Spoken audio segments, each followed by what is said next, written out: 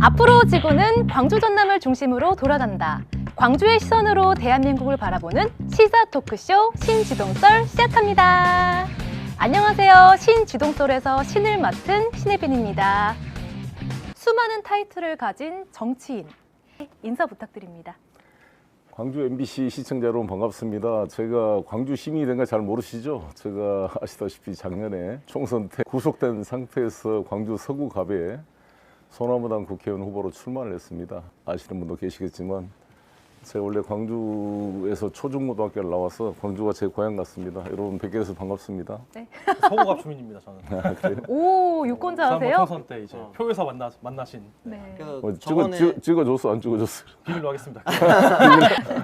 먼저 김동규 기자님이 송영길 대표 이력에 대해 말씀해 주시죠.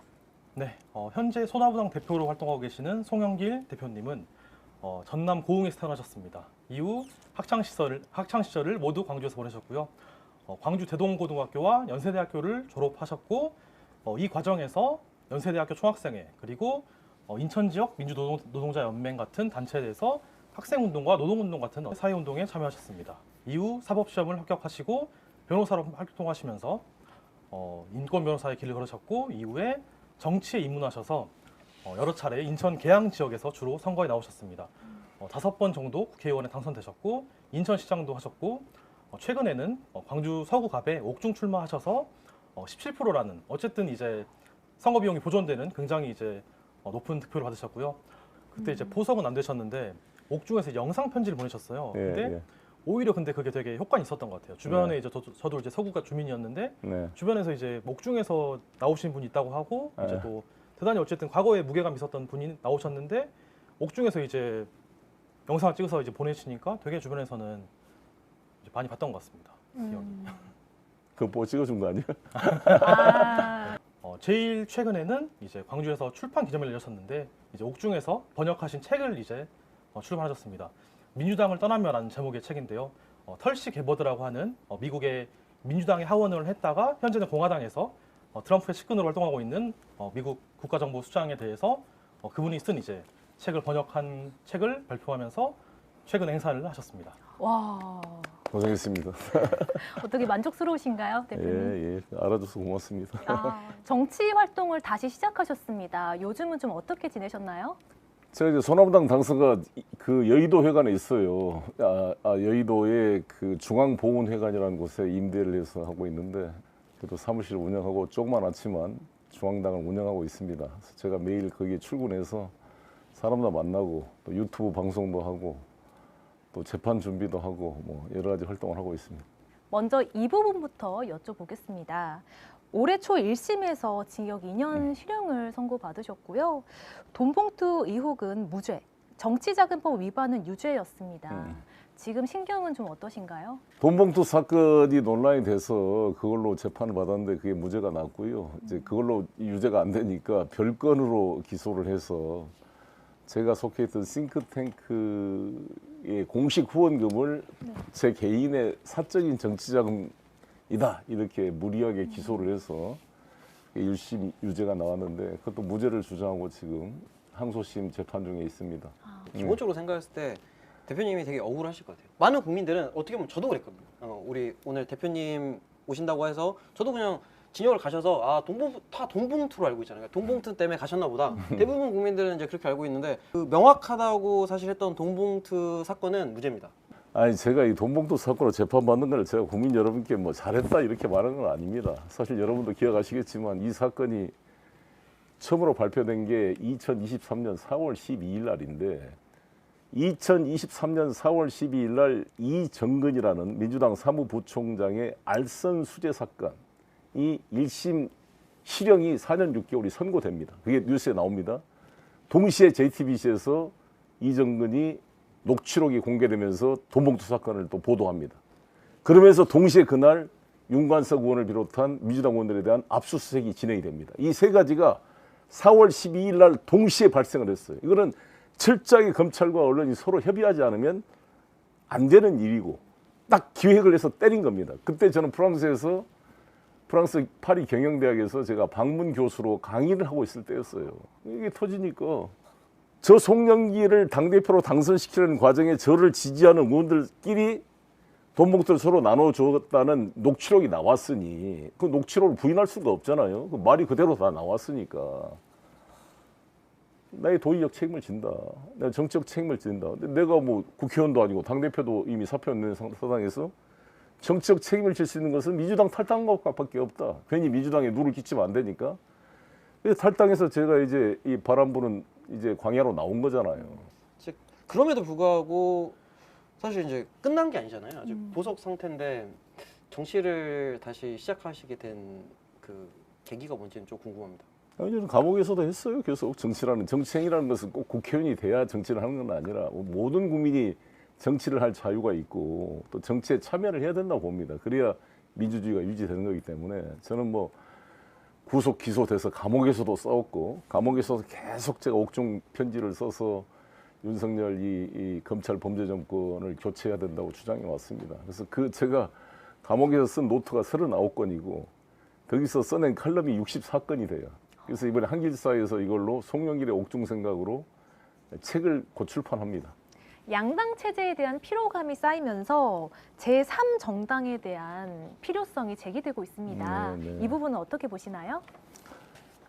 그렇죠. 우리가 반찬도 2개만 있으면 이 선택권이 제한된 것처럼 우리 국민들의 그 선호도나 그 관심도가 다 다양하게 있는데 딱 2개만 놔두고 둘 중에 하나만 선택이라는 것은 국민의 선택권을 아주 제한하는 것이라고 봅니다. 근데 이렇게 된 이유가 이제 대통령 선거는 결선 투표제가 없다는 것, 국회의원 선거는 소선거구제라는 것 때문에 이 양당 구조가 제도적으로 이렇게 돼 있고 득표율에 비해서 더 많은 의석수를 가져가는 거죠. 왜냐하면 사표가 많이 나와버리고 그래서 우리가 연동형 비례대표든지 뭔가 정말 아니면 중대 선거구로 바꿔서 그 지지율에 비례되는 의석수를 갖게 해야 된다라는 건데 그게 잘 안 되고 있죠. 그렇게 근데 그런 구조가 안 돼 있는 상태에서 3회 세력이 이 정착하기가 참 쉽지가 않습니다. 이런 우리나라 현재 선거 제도화에서. 의원님 그럼 뭔가 제3지대에서 역할을 하겠다는 어떤 그런 역할 생각은 없으신 거죠? 그렇습니다.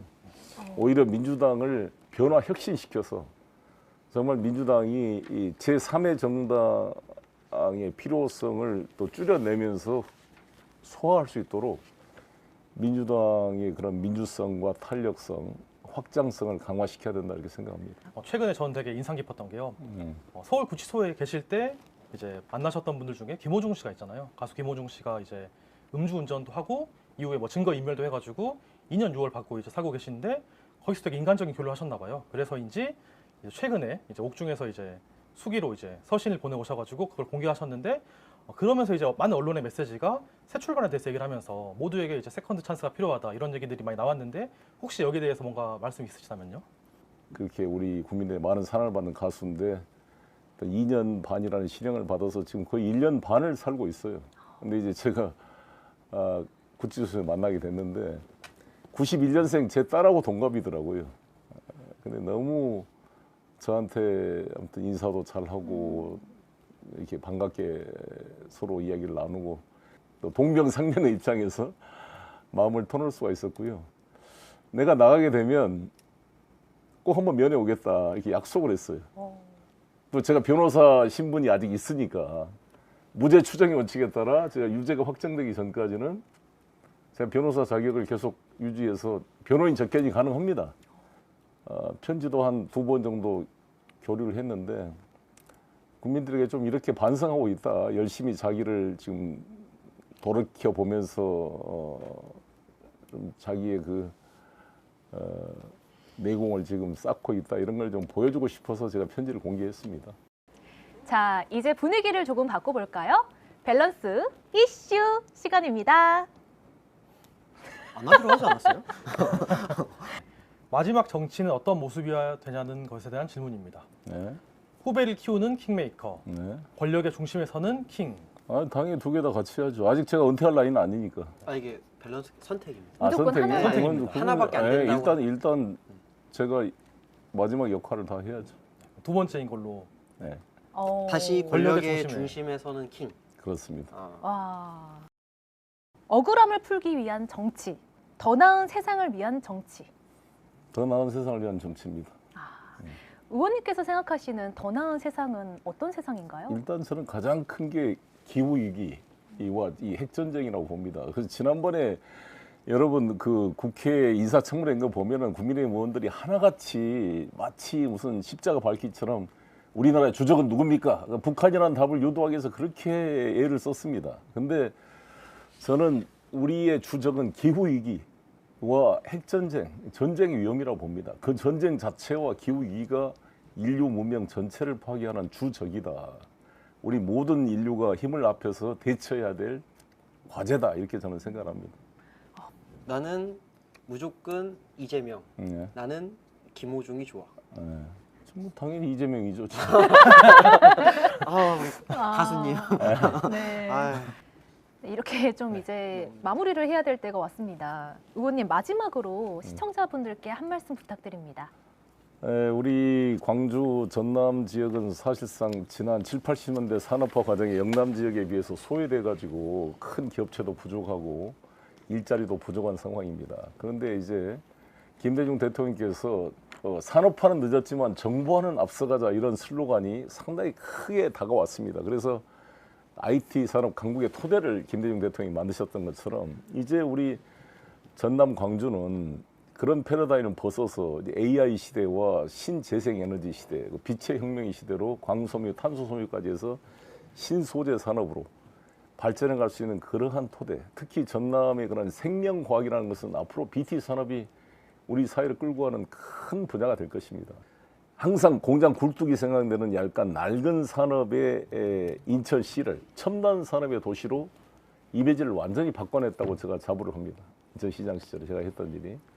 그런 것처럼 그런 전환의 계기를 만들어 가야 된다 이렇게 생각합니다. 네, 오늘 대표님 함께해 주셔서 진심으로 감사드립니다. 네, 세 번째 게스트로 우리 송영길 대표님 모시고 이야기 나눴는데 두 분 좀 어떠셨나요? 네. 저는 사실은 지난번 총선 때 제 지역구에 출마했던 정치인이셨는데 광주 출신인 걸 알았지만 그때 좀 이제 멀리 수도권의 어떤 정치를 하시는 분이 아니라 우리 저기 오셨구나 해가지고 이렇게 알고 있었는데 직접 만나 뵙고 이제 이야기를 들으니까 굉장히 재밌고 사실은 어쨌든 지난해부터 광주 시민으로서 이제 살고 계시기 때문에 언젠간 또 뭔가 기회들이 있으면 좋을 것 같습니다. 저는 오늘 이렇게 대표님과 만나서 대담을 해보니까 너무 그냥 현재의 심정은 너무 억울하실 것 같아요.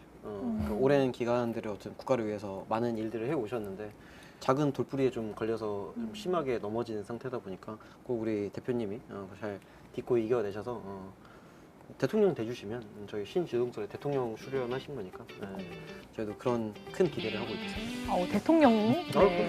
그럼요. 우리 대표님 만나시죠. 네. 스파시바 발쇼이. 와. 볼쇼이 그러잖아요. 발쇼이가 최고다 크다 이런 뜻입니다. 오늘도 함께해 주셔서 감사합니다.